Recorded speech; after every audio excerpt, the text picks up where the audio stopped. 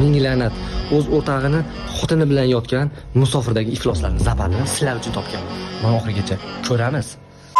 Hormanglar, qalaysizlar? Tuzaymasizlar?